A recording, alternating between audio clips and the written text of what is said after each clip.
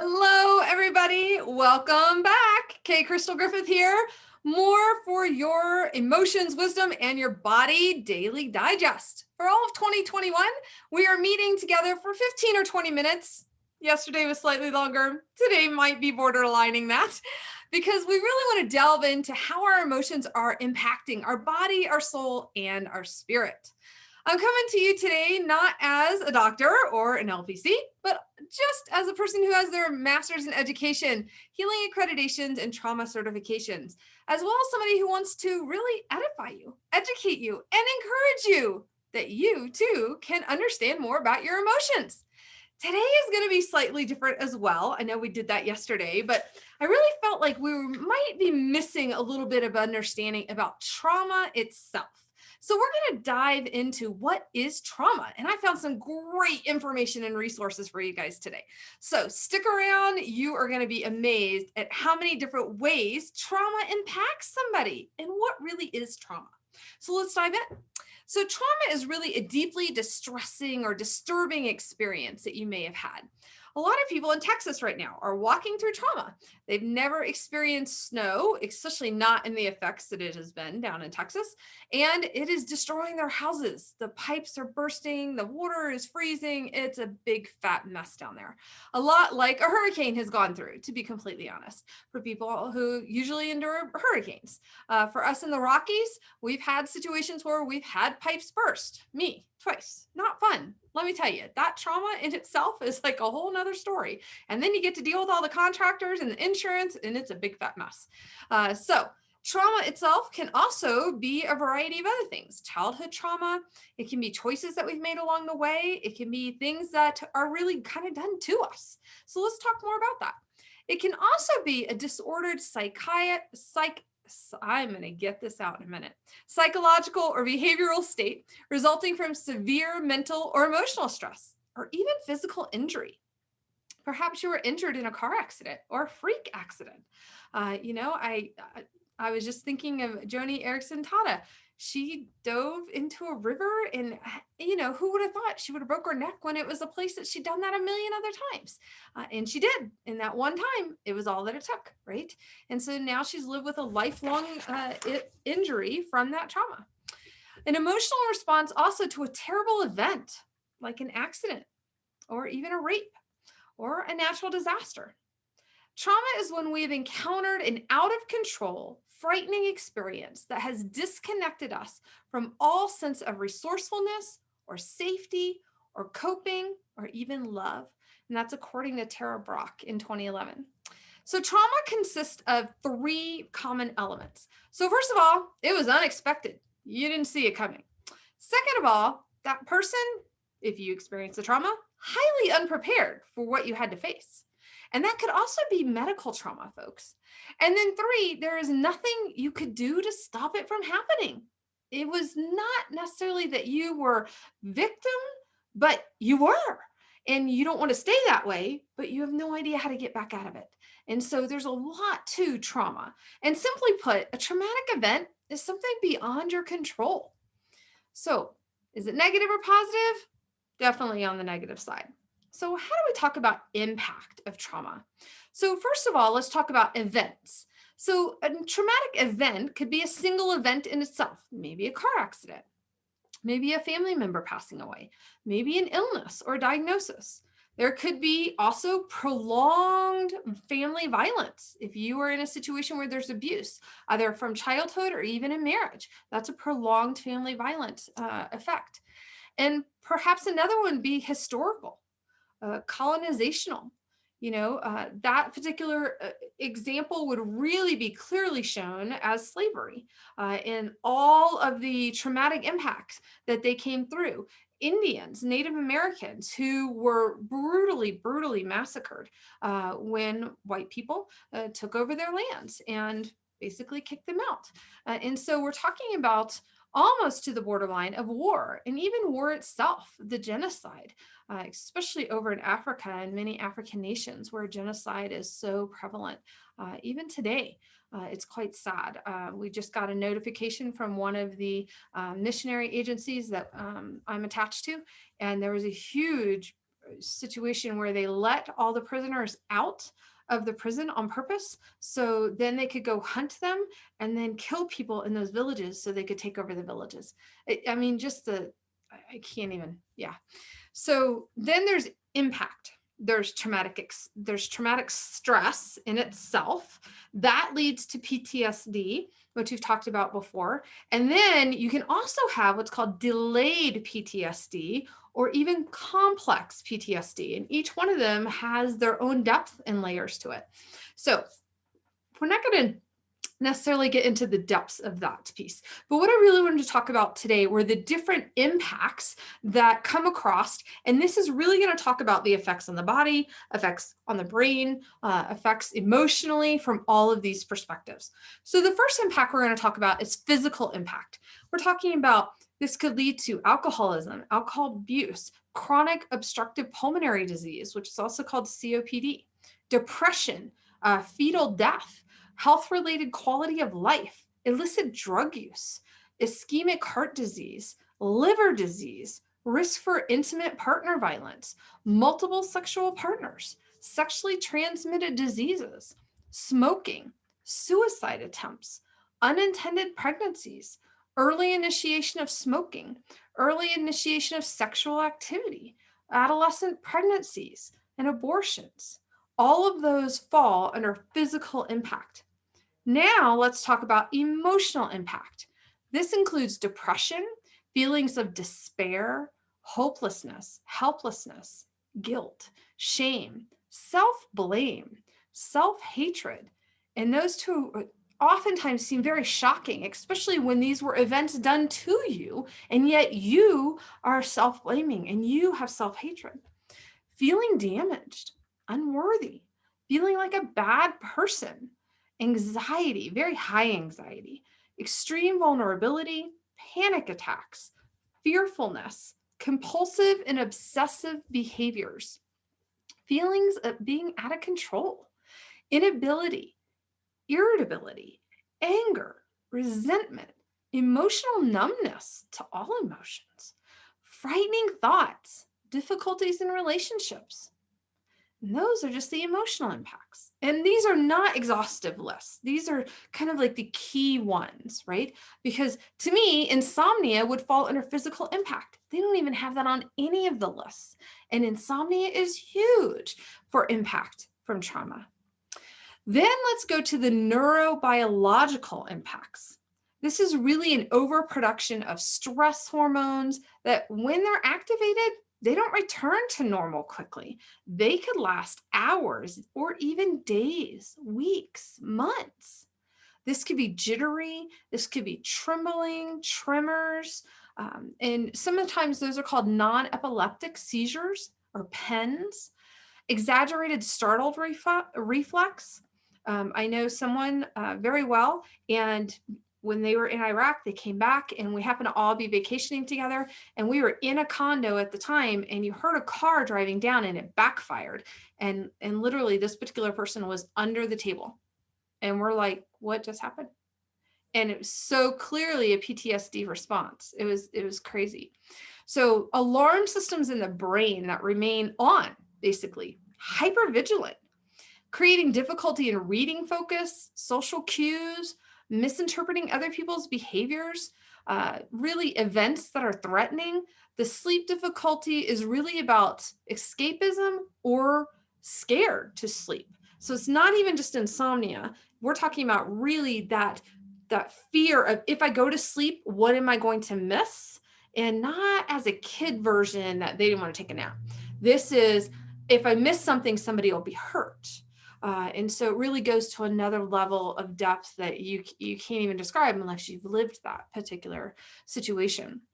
It's also about needing to avoid situations that are perceived to be frightening. Sometimes even going into a crowd or fireworks can be perceived to be frightening. Part of the brain systems are changed by becoming smaller, actually, and perhaps they're not supposed to be that small. Or they could go to the opposite extreme, where parts of your brain can become so hyperactive. They become so big, they're too big for the area that they're supposed to be in. And that causes a whole nother set of issues. So we have the fight, flight, freeze, faint, or fawn. There's 5 right now, 5 Fs. And those responses look radically different from person to person. And then you have to understand those responses are also involuntary. They're not making those responses up. They don't want to have those responses. They're just automatic responses, right? So then we have the cognitive impacts. These are memory lapses, especially around the trauma. There's a loss of time, being flooded or overwhelmed with recollections of trauma, difficulty making decisions, decreased ability to concentrate, feeling distracted, withdrawal from the normal routine, even thoughts of suicide. Brain fog is notorious for cognitive impact. And we think that it's just, I haven't gotten enough sleep. It's not. There's more to it from the neuroplasty perspective. What about behavioral impacts? We talked about physical, but there's also behavioral, such as self-harming by cutting. This is huge, unfortunately, with our teen generation right now. And in talking with them, you'll find out very quickly, it's not about actually wanting to harm themselves. It's about either wanting to do something so they can feel the pain. They're so emotionally numb or paralyzed by your emotions that they cannot feel. So if they do something extreme, like cutting on their wrist or their thighs or their ankles, those are the big 3 typically, if they cut there, then they can feel it. And they don't typically cut deep enough to catch an artery. They cut just enough to feel what they're actually doing. And so that's how you can definitely see the difference between, is this a suicide attempt or is this self-harm? Now, again, I'm not an LPC. I would encourage you that if you have somebody in your family who is cutting, you desperately need immediately to seek help, because they do need help. This is not something that you can just kind of handle in the family. This is something that you need somebody with a licensed professional counseling degree to be able to walk you through, because it can quickly advance from just self-harm to suicidal ideations. Now, there's also behavioral impacts of substance abuse, of alcohol abuse, gambling, shopping addictions, overeating, pornography, self-destructive behaviors in general from all types of addictions, isolation, choosing friends that are unhealthy, and then really listening to music that just kind of keeps you in that cycle of unhealthiness. Music's a big one that people really don't tend to see very often, and they think, oh, it's just music. But the fact is, those lyrics, the beats, there's more to that music than we really give it credit for. And so that can keep somebody in that cycle of behavioral impact. And then overall, there's also suicide from that perspective. It was very sad to hear of a recent police officer who made that choice yesterday. And he had actually been posting different videos since the end of January that kind of foretold that, and nobody had caught that. And so we really do need to, especially in the life that we're living right now from 2020 to 2021, and not knowing the unexpected, what is tomorrow going to bring, right? And what we can do to help others and to pay attention to what they're saying is going to be super important. We're nobody's savior, and we can't stop them from making choices, but if we can let them know that we're available and we love them and we do care for them, and their life is worth living, and their life is worthy, and they have purpose and calling, it's a whole nother ball of wax for them. So another one is relational impacts. These are the difficulty of feeling love, trust in relationships. There's a decreased interest in sexual activity. There's also an emotional distancing from others. Relationships may be characterized by anger and mistrust, unable to manifest or maintain relationships, and then parenting difficulties. We have a huge increase for kids on the spectrum, which requires more caregiving than parenting for many of those kids. And there is a difference between parenting versus caregiving. And those particular parents could desperately use some respite help. And so if you know somebody who has kiddos on the spectrum, if you would be willing to show up and really be able to help them in ways that they don't even know that they could ask for right now, to be honest, but have some honest conversations with them and what's their biggest struggles, and see if there's something that you could do. Maybe it's just pack them a lunch and drop it off once in a while, or pick up groceries for them, or maybe go over and do some laundry for them, or clean their house for them, or just go over and take them a cup of coffee. Sometimes that's all it takes, is just to know that they're loved, they're appreciated, because typically those kiddos, they can't connect with that level of appreciation and gratitude. So just to remind those parents, they're doing an amazing job. Instead of getting in the middle of chaos, if you see one of their kiddos having a meltdown, but going over there and saying, hey, you're doing a great job as a mom. Is there anything I can do to help? And so from that perspective, you're not trying to dictate how they should be parenting. You're just saying, hey, I'm here for you. How can I help you? And that goes such a long way for them. So there is one other area of impact. It's your spiritual impact. This is feeling that life has little purpose and meaning. Now remember, these are all impacts from a trauma perspective, okay? So we're questioning the presence of a power greater than ourselves. If he really loved me, why would he have let this happen, right? If God saw me, why isn't he healing me? There's so many areas of those questions. Honestly, guys, we may never have answers for. What I can tell you is God loves you. And I would swear that on a stack of Bibles, on a grave I haven't gone to yet. Because I don't believe that there is a God who would have planned out from before the foundations of the earth your life and known who you were before those foundations, and then suddenly just drop you off on the earth and say, see ya, and I'll be back in 90 years. I don't believe that. I believe that that God who created you, that God who created the foundations of the earth, is walking with you. And I believe he has the best plan in mind for your life. We don't always choose it. It's called free will. And sometimes we have things like trauma happen to us that changes our perspective. It changes our flow. It changes our ideals. It changes what we thought our future held. And those things change and adapt and grow. And the more that we can then rely on the Creator, who can kind of retarget our life back to the best plan, that's when you're going to get the most growth. You're going to see the most depth. You're going to see the most freedom. You know, today I got the privilege of working with somebody for some inner healing, and it was just such an amazing, it just brings tears to my eyes right now to see what God did for this person today in a way that only God could have done. And getting to meet their child who had already gone to be with the Lord, and really hearing the name, it was such a sweet moment. And the Lord kind of impressed upon me to look up the meaning of that name. And it was perfect. It was so God in that moment. And I got to tell you guys, that freedom that this particular person felt after that time together with the Lord, it was a life impacting moment. Life impacting, not just for that person, but for me to be a privilege and an honor to walk with them through that, and to see how much God loves each and every one of you. Each and every one of you, how much he loves you.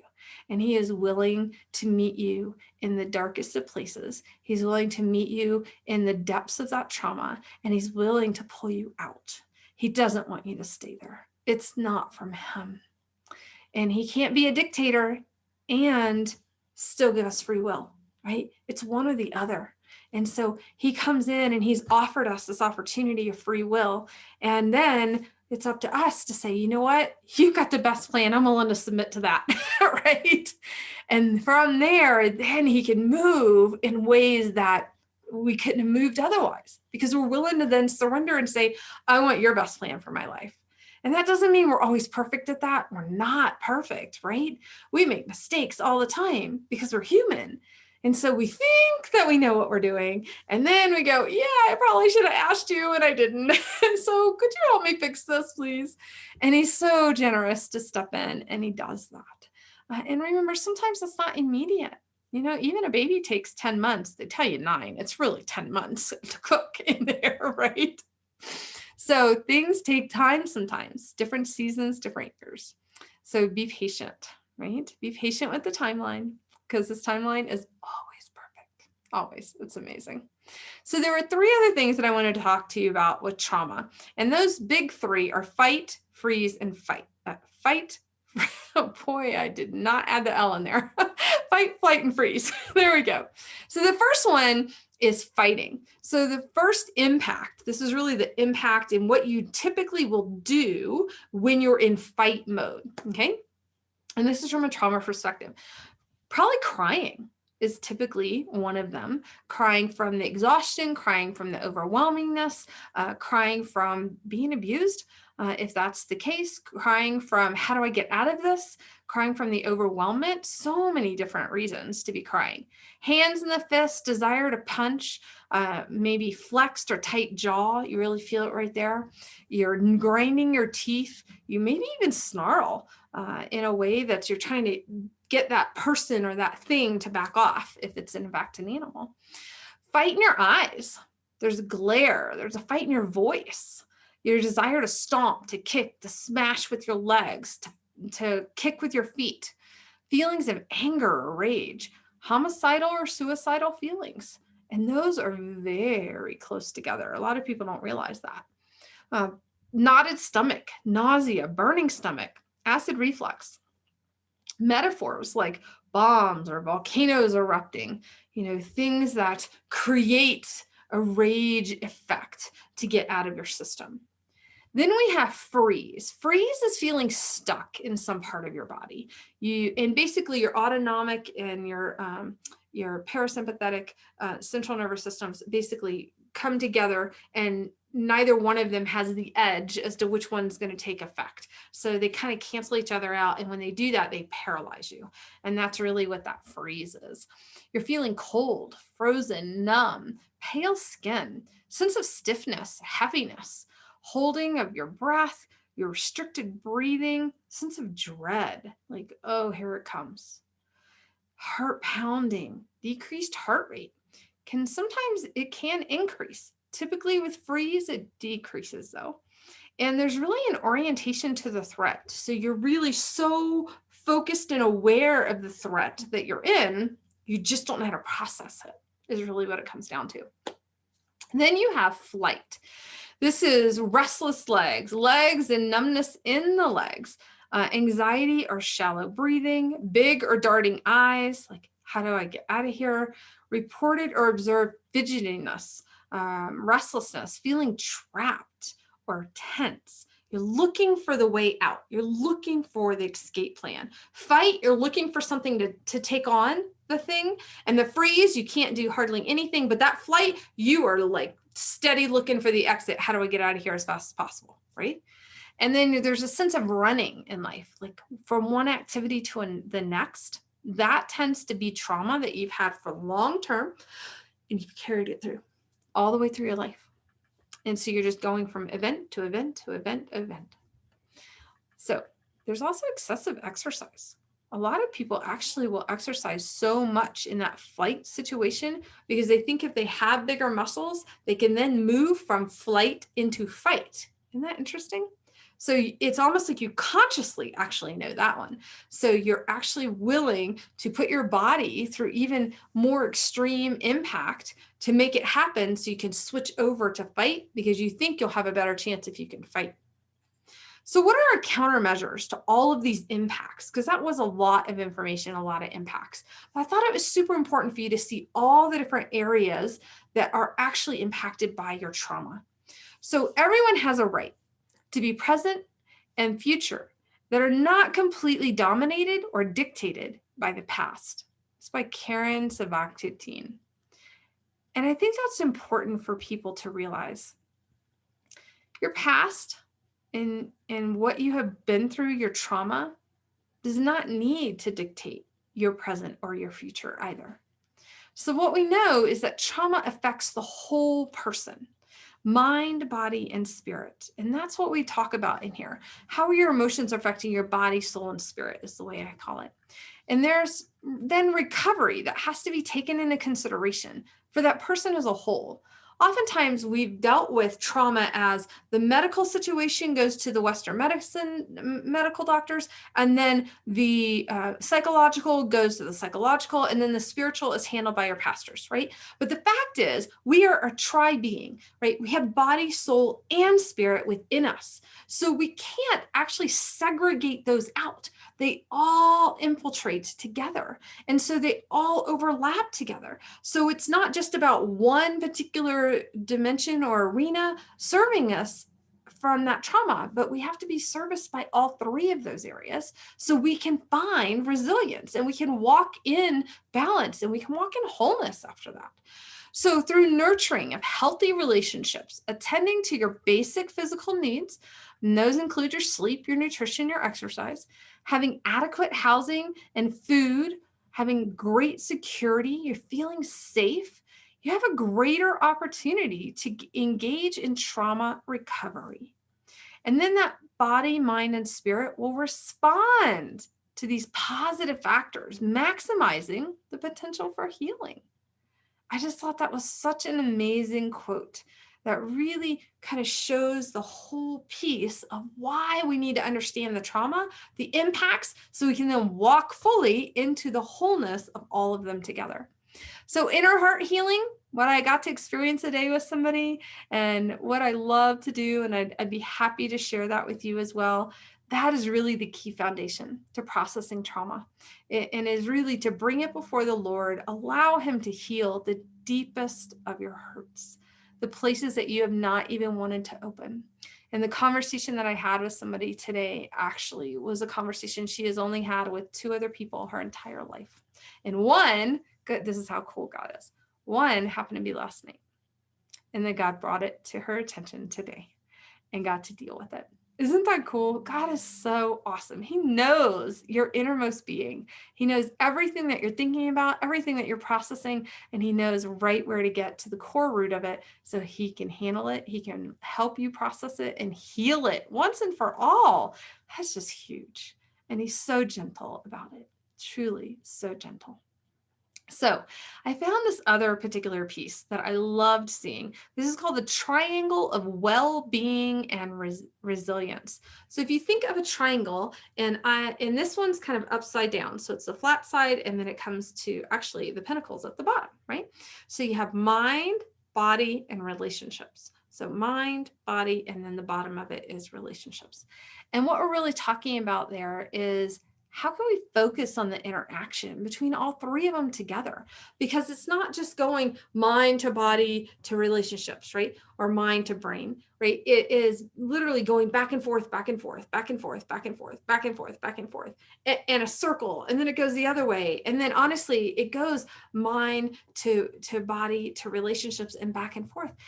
And when we really realize there is no distinctive separation of all three of those, again, we can come in and understand how trauma is affecting all of those areas, body, soul, and spirit, and walk in health in all of them.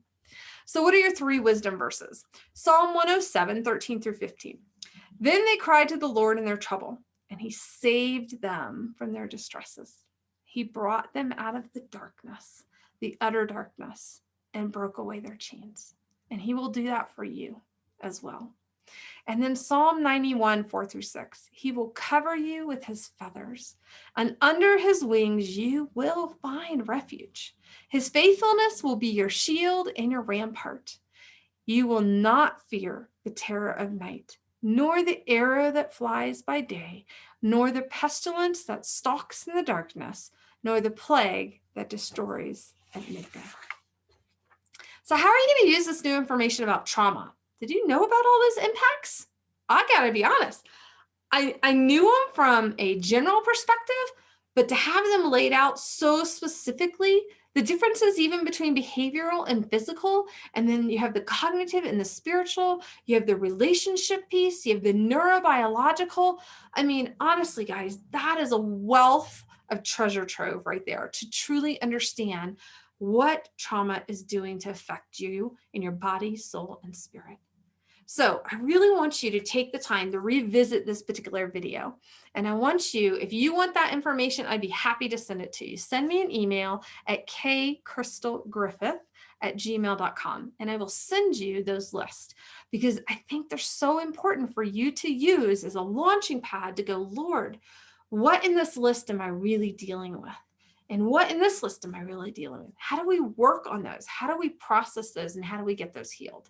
And again, I'd be joyous and privileged to walk you through those as well. So you reach out to me and let's get you on the calendar, folks, so we can get you that healing that you have wanted for a long time and give you the freedom that you would have to walk in joy and life in abundance. So remember, wisdom is not just the hearing of all of this, but also the application as well as the understanding. So how are you going to use this information about trauma moving forward? Has trauma been negative in your life and why? Why have you held on to it for as long as you have? That's a really important question to ask. And how can you transform your trauma? By wisdom, understanding, and knowledge moving forward. So take these scriptures, put your name in them, personalize them. They are just for you. And I would love to hear more from you on how I can help you walk out of your trauma and into your healing and your life in your abundance. So come back tomorrow. And tomorrow is going to be a surprise. I'm not going to tell you what our word is for tomorrow because I really want you to focus on trauma for just a little bit more. I want you to think about where that's been in your life and how we can radically transform it. So join us again tomorrow for more emotions, wisdom in your body. Register at K Crystal Griffith for more insights in your feelings wheel. And until then, can't wait to talk to you. God bless. Take care.